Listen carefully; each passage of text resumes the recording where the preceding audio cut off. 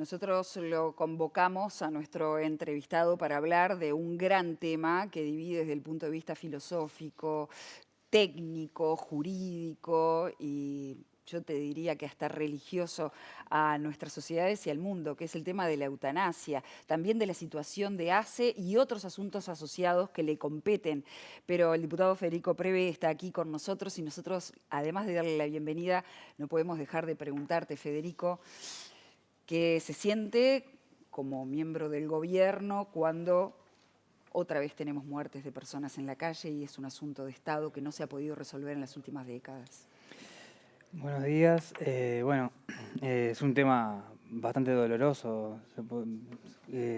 Se podrán imaginar que el fallecimiento de 4 personas en los últimos días, de personas que viven en la calle, pone en evidencia una situación de pobreza extrema y de situación de alta vulnerabilidad de mucha gente. Según el último censo, que ya es de hace casi 2 años, hay más de 3.500 uruguayos en situación de calle, 2.700 en Montevideo y el resto en el interior. Hemos visto que 2 de estas personas particularmente son del interior, de Artigas y de Salto. Es una situación, la situación de vivir en la calle, que se veía bastante menos años atrás en el interior. Quienes vivimos en el área metropolitana de hace ya 20 años, de alguna forma eh, convivimos con esta situación, en algunos tiempos más gente, en otros menos gente, pero en el interior era una situación bastante extraordinaria y ahora no lo es. La situación es obviamente que interpela a la sociedad toda y a quienes tenemos mayor responsabilidad más. Hay acciones que se están llevando adelante por parte de ACE con el Plan Invierno y del Ministerio de Desarrollo Social. Se están utilizando todos los mecanismos posibles, pero bueno, es una situación que interpela y bueno, los últimos datos del Instituto Nacional de Estadística con la nueva metodología hablan de un 1.5% de indigencia. Yo creo que, bueno, eso refleja lo que nosotros vemos cuando caminamos las calles, ¿no? Federico, la oposición está diciendo que este gobierno no está utilizando un instrumento que tiene, que es la internación compulsiva. Sabemos que el Frente Amplio fue muy crítico en torno a eso. Ahora, a la luz de los acontecimientos, ¿qué opinás? 2 o 3 puntualizaciones. Lo primero es que se están utilizando todas las herramientas legales que hay.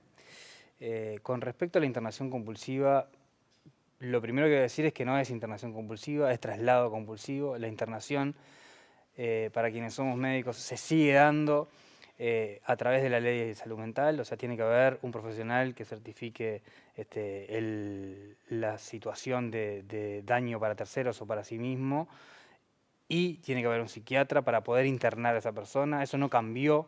¿Y está ese Eh, equipo? y lo que se sucede ahora son los traslados de calle a los centros de salud, pero hay como una utilización un poco complicada porque fallecimientos hubo durante todos los años, a pesar de que dijeron que no, hubo. Ahora es verdad que estamos viviendo una situación bastante complicada, pero utilizar esto con cuestiones políticas es bastante complejo, le diría. No, yo no digo que anteriormente no se haya usado, ahora se utilice, pero, por ejemplo, los 2 de estos pacientes que fallecieron en los últimos días habían tenido contacto con el sistema de salud horas previas, o sea, el día anterior. Uno se retira sin el alta médica de un nosocomio y fallece a las horas en donde vivía en la calle, y el otro se le da de alta y fallece en el propio refugio. Obviamente hay investigaciones administrativas, por lo que pude saber, de lo que consta en la historia clínica, no había ninguna situación de riesgo para sí, por lo tanto ese paciente no iba a ser internado compulsivamente. Eso capaz que es bueno aclararlo, ¿no? Si la internación compulsiva de la ley es cuando tiene riesgo para su propia vida, sobre todo por tema de psiquiátrico, de consumo Exacto. de sustancias, o para terceros, es decir, puede dañar a un tercero.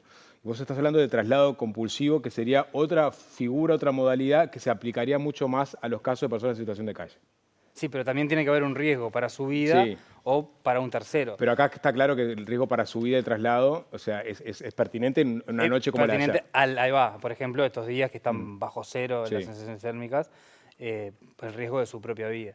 También está, digamos, llega a un centro de salud. A ver, yo hice guardia hasta hace no muchos años y en los centros de salud teníamos personas que venían, incluso nosotros le dábamos la cena o el desayuno y ellos pernoctaban y después volvían a la calle. El tema es y la internación desde ahí a el hospital, ya sea por patología de salud mental o por una cuestión respiratoria además, requiere de la voluntad del paciente. Si el paciente está en condiciones de discernir, en condiciones de juicio, de aptitud psíquica, como le decimos, uno no puede internar contra la voluntad porque, digamos, uno no ingresa preso un paciente. El traslado compulsivo es cuando está en riesgo, particularmente por hipotermia o por alguna enfermedad respiratoria, que se pueda trasladar. De todas formas, eso va a un centro de salud a través del Ministerio del Interior o del equipo del MIDES, y el equipo de salud, en los centros de salud, valora si es necesaria la internación o no.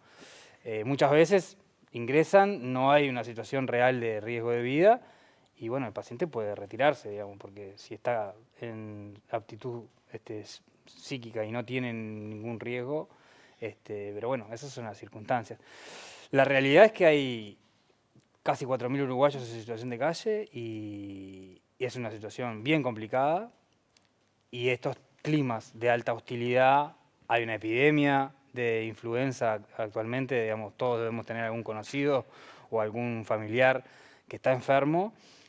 Complejiza más la Y situación, digamos, ¿no? claro, porque obviamente que las epidemias respiratorias están a la orden del día y la gente que vive en extrema vulnerabilidad, además de que obviamente hay personas con adicciones y demás, que hay muchas dificultades ahí, como mencionaban anteriormente, temas de alimentación, temas de adicciones, el propio frío intenso, que además perpetúa el tema de las adicciones, porque para poder estar en esa situación también hay que salir un poco de la realidad.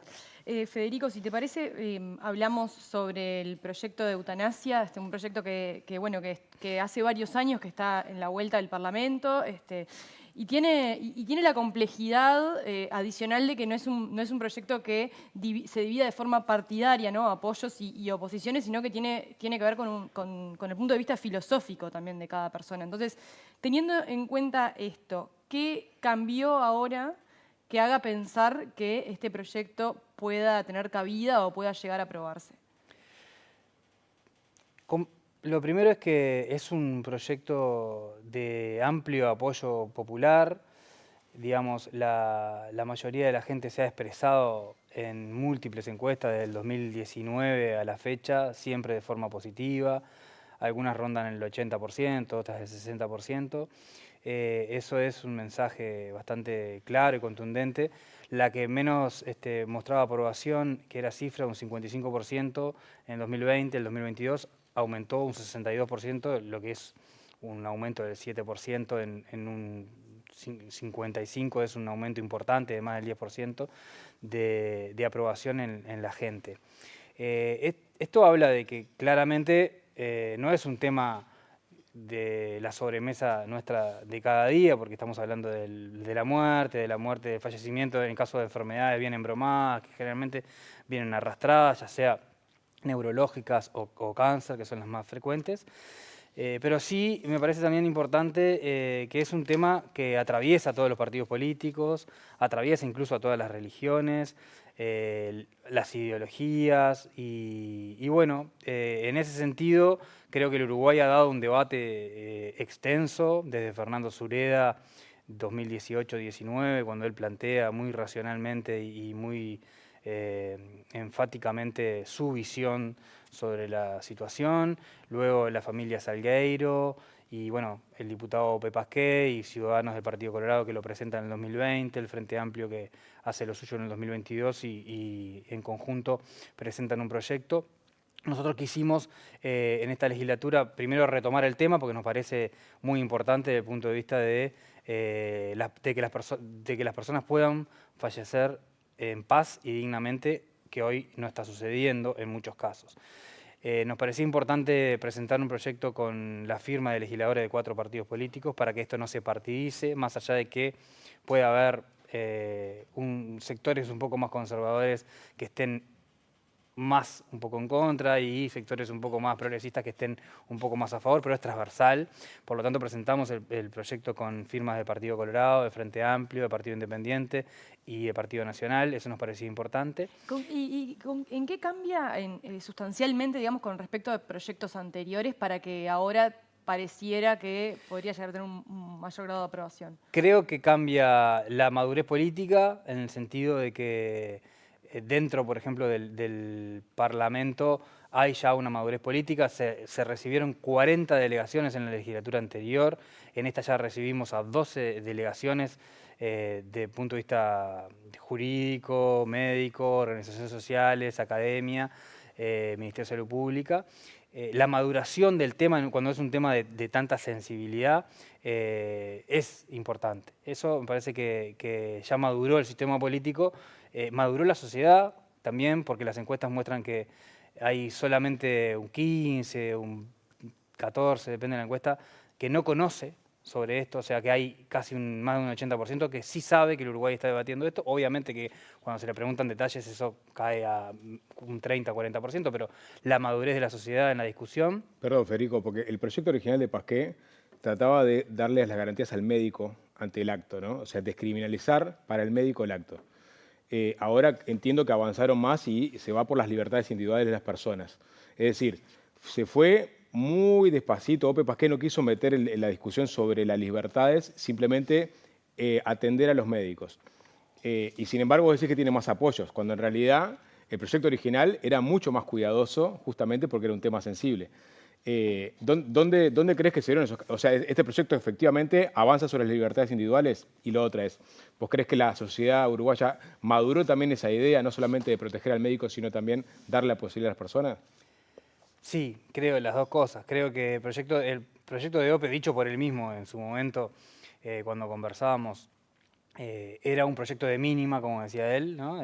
Despenalizar la acción para que todo lo otro se diera per se o de forma implícita. Este proyecto avanza así sobre el derecho humano, consagra un derecho humano a morir con dignidad, consagra el derecho humano a morir con dignidad en determinadas circunstancias. Obviamente, al consagrar un derecho pone un marco de garantías y sin duda que va un paso más. No solamente despenaliza la acción, sino que consagra el derecho humano. ¿Y esto qué significa? Bueno, significa que el Estado, si se cumplen los requisitos y las definiciones y el sistema de garantías, el Estado tiene que dar esa posibilidad a las personas que se atienden en el sistema de salud para que el proceso de morir o el proceso de transcurrir el final de su vida cuando tiene un cáncer en etapa avanzada o una enfermedad neurológica en etapa avanzada, los prestadores le tengan que dar esta posibilidad. Evidentemente es un avance en materia de derechos y es un avance también en materia de cuidados al final de la vida. Esto también va a ayudar del desarrollo de lo que son los cuidados al final de la vida, dentro de ellos los paliativos, que también nos falta dar un pasito más en eso. Hablaremos justamente de la profundización de eso. Desde la oposición al proyecto, se indica que se tiene un poco de miedo de que el consentimiento del paciente no sea realmente libre. ¿Cuáles son los mecanismos técnicos que aseguran la independencia del individuo al tomar la decisión? Bueno, la libertad es un concepto bien complejo y bien abstracto. Acá lo importante es la voluntad del paciente, la voluntad de esa persona y que sea una voluntad firme, que sea una voluntad meditada, que sea una voluntad que recoja el pensamiento y el sentimiento de esa persona.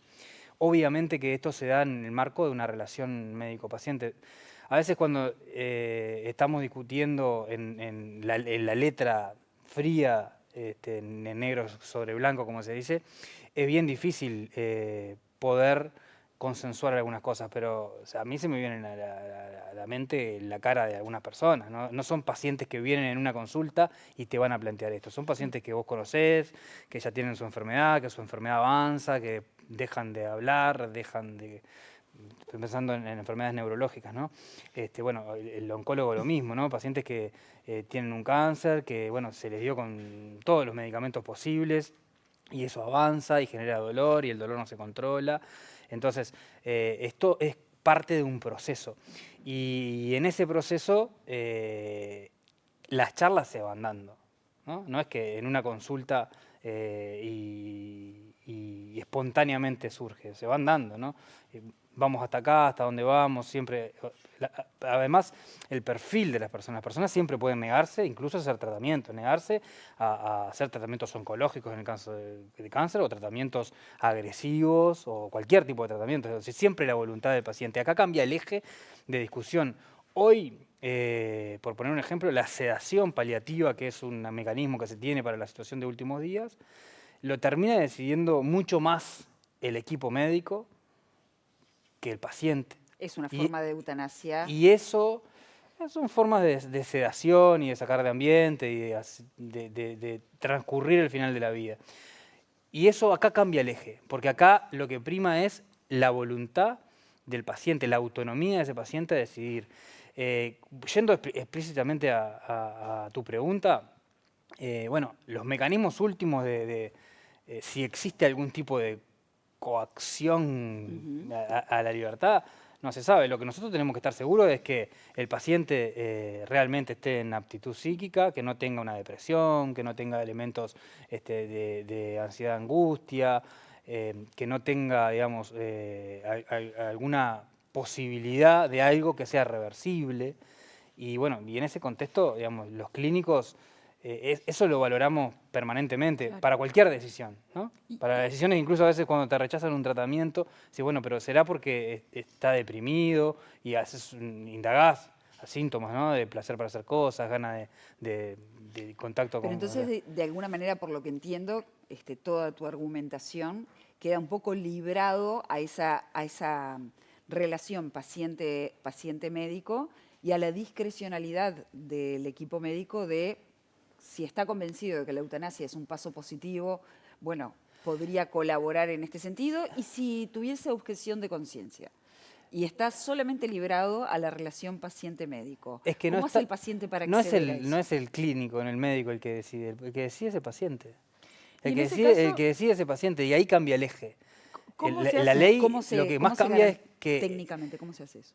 el paciente solicita, luego de transcurrido determinadas situaciones, el paciente solicita, digo, hasta acá llego, quiero llegar, Claro. no quiero más, no quiero seguir viviendo Claro. esto que es un sufrimiento. Hay temores disculpa Federico que te corte, pero hay temores de los que tienen algunas dudas sobre este proyecto, es cómo se hace cuando estas personas son presionadas de algún modo. O sea, el médico llega a interpretar esa presión, o sea, ¿podría notarlo o le puede pasar por alto? ¿Presionadas en qué sentido? Por familiares, o sea, o que la decisión no es estrictamente del paciente, sino que recibe algún tipo de presión para ir por el camino de la eutanasia. Bueno, a ver, las presiones de los familiares, acá lo que nosotros vamos a escuchar es al paciente. Los familiares no tienen, en el proyecto de ley, no tienen un vínculo directo ni con Con la el médico. solicitud, es siempre a voluntad del paciente. Si el paciente se siente presionado, lo podrá conversar con el médico, y me parece que son situaciones que no, digamos, no se No dan. existen en la práctica. Podrá haber alguna situación que el paciente se sienta presionado o lo presionen, pero digamos, en la evidencia empírica, en los países donde se aplica, en el análisis, ahora salió el análisis de los últimos 3 años en España, de la revista de Bioética y Derechos Humanos de la Universidad de Barcelona. Ahí están todos los casos de los últimos años de España. En los Países Bajos publica anualmente entre 8 y 10 casos problemáticos o dilemáticos, más allá de los 8.000 y algo que se suceden año por año. Lo mismo lo hace Bélgica. y no es un problema que surja al menos de la evidencia en los países donde hay eutanasia y suicidio asistido. O sea, la presión de la familia para con los usuarios, los pacientes, no es uno de los problemas que emerge dentro del análisis, por lo menos de lo que he leído, ni de lo que he conversado con otros colegas. Eso no significa que capaz que en algún caso puntual, como puede suceder con muchas cosas. Pero bueno, a ver, otra cosa es que uno como persona valore, o sea, valore también en su entorno, ¿no? Sí, te puedo decir que los pacientes que quedan con dependencia casi total, con enfermedades neurodegenerativas que los llevan a no poder movilizarse, a no poder respirar por sí mismos, a no poder expulsar secreciones y a depender casi que completamente para alimentarse, asearse y todo de otra persona, no tengan en cuenta Sí, toman en cuenta el entorno para ver si la dinámica familiar cómo cambia, pero no deja de ser la voluntad explícita de esa persona que está de alguna forma condicionando a su familia, ¿no? Federico, va a salir en comisión con informe en mayoría, va a ir al plenario, ya tienen los votos en el plenario, en la Cámara de Senadores están todos los senadores del Frente Amplio alineados. Los votos, como siempre digo yo, como pasó en la rendición de cuentas, los votos hasta que no se levanten las manos o hasta que no se apriete el botón, ahora que hubo un voto electrónico, nunca se sabe.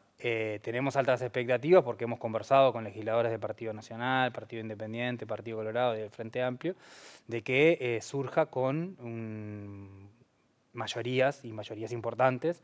Es más, estamos a la espera de algunos aportes que algunos legisladores quieren hacer, aportes mínimos para no desenredar una trama, un proyecto que viene bien sustentado y con un amplio apoyo, pero sí, la idea nuestra es que salga con los más amplios apoyos en diputados y lograr todas las modificaciones que sea necesaria ahora para que después el apoyo en el Senado también se tenga y que en el correr de este año tenga la aprobación en las dos cámaras. Bien, antes de fin de año se espera entonces eso, sí, se pretende. nuestra idea es votarlo en julio en la Cámara de Diputados y después en el Senado en el segundo semestre.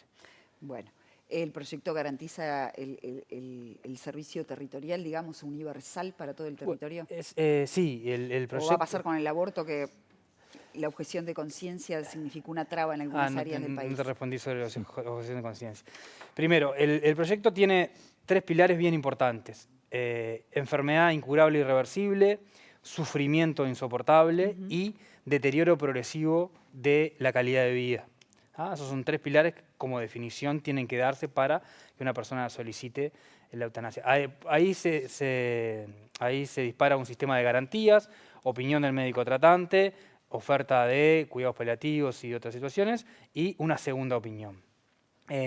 Esto que tiene que ver mucho con la reglamentación, y lo traigo a colación porque tú dijiste, estuvo la ministra con el equipo en la comisión y obviamente que esto se va a reglamentar en el plazo que determine la ley, que son 180 días, y se va a reglamentar para que sea de forma equitativa y de calidad en todo el territorio nacional.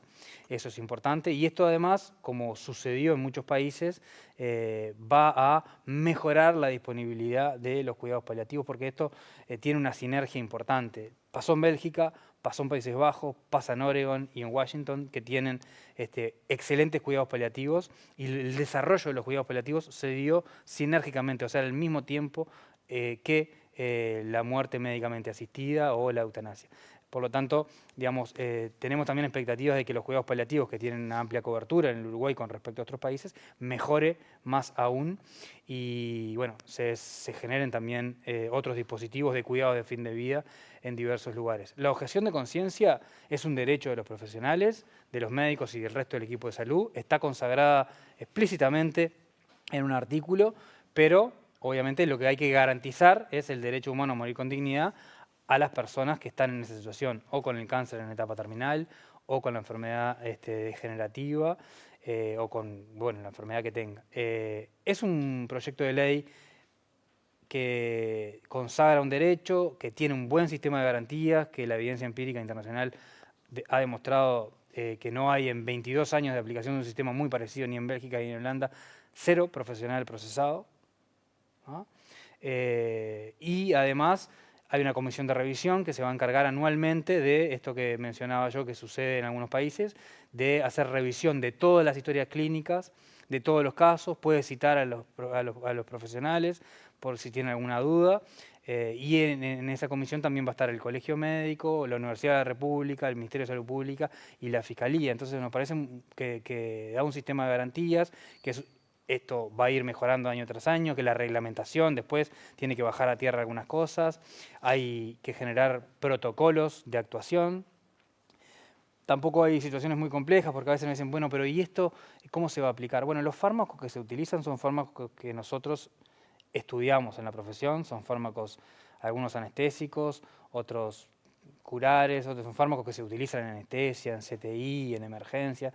No hay cuestiones muy complejas ni raras acá, y no hay que tener miedo porque en realidad esto va derecho a una acción posible, más allá de que estemos hablando obviamente de la muerte y que puede generar miedos o dudas, estamos hablando de gente que está sufriendo, que no debería sufrir en esos últimos días. Para esas personas es. Federico Prevé, gracias Muchas por gracias a esta ustedes. visita de esta mañana. La seguimos, hay más para hablar. Decías que como efecto colateral pensás que los cuidados paliativos podrían ir mejorando. Debiera ser algo independiente del proyecto, ¿no? Sí, sí, Bien. los cuidados paliativos todavía no se reglamentó la ley, a 3 años de su votación y el Ministerio de Salud Pública sabemos que está en eso, así que es importante que esa ley se reglamente para que mejoren los cuidados paliativos también. Gracias, Federico. A Nos vamos ustedes. a una breve pausa.